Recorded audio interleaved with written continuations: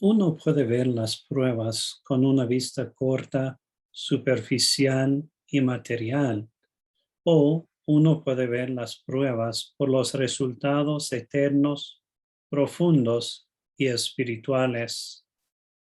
Veamos lo que Dios dice sobre el creyente. Tiene sumo gozo en las pruebas.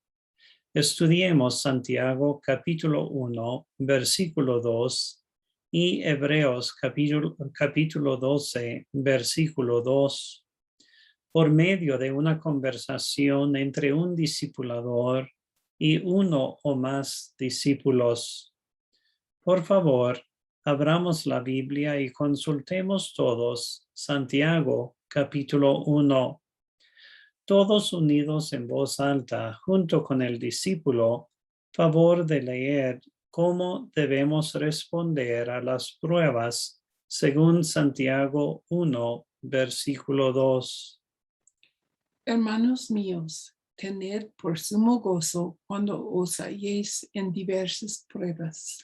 Gracias. Esta es palabra de Dios.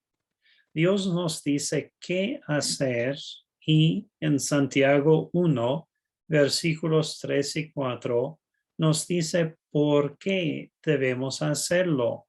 Pues es bueno para el creyente, porque cuando responde a las pruebas a la manera de Dios, éstas desarrollan el carácter como el de Cristo en la vida del creyente.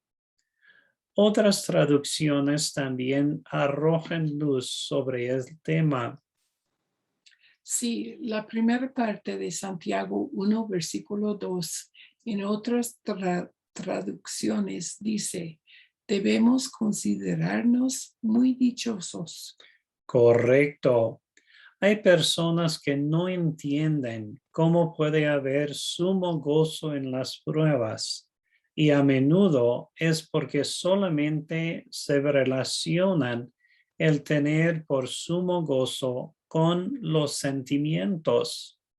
Para muchos, gozo significa alegría, felicidad y risa, pero según la Escritura, gozo indica una satisfacción interior que viene de Dios cuando uno se someta a la voluntad de Dios.